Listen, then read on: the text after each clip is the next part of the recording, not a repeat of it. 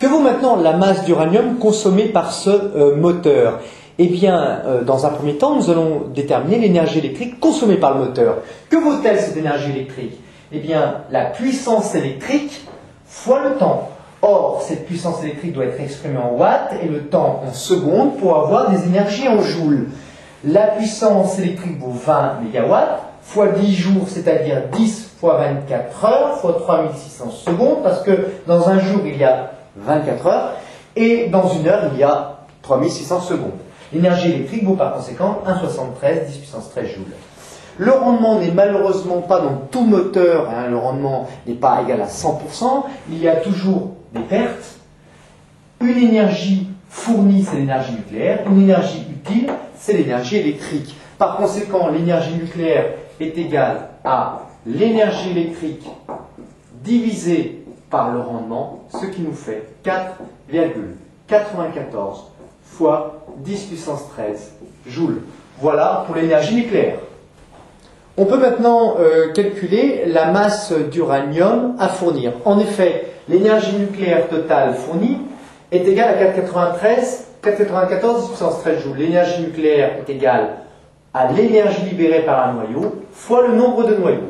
Or, la masse, qu'est-ce que c'est? C'est le nombre de moles fois la masse molaire. Le nombre de moles, c'est le nombre de noyaux divisé par le nombre d'Avogadro. Autrement dit, le nombre de particules, le nombre de noyaux, est égal à la masse M1 qu'on cherche fois le nombre d'Avogadro divisé par la masse molaire de l'uranium.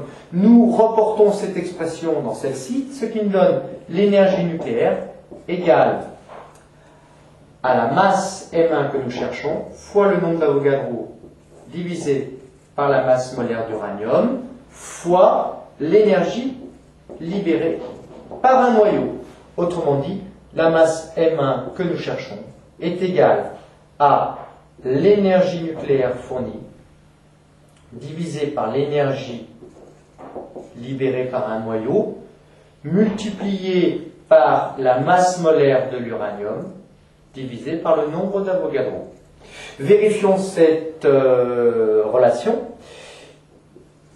Les masses en grammes, l'énergie joule, la masse molaire gramme, mol moins 1, le nombre d'Avogadro en mol moins 1. On vérifie bien que à droite de mon équation, j'ai des grammes, à gauche j'ai des grammes. Je peux faire l'application numérique, ça me donne comme application numérique une masse. L'application numérique nous donne une masse M1 égale 684 grammes. C'est très peu pour faire avancer un bateau, par exemple, qui utiliserait ce type de moteur électrique.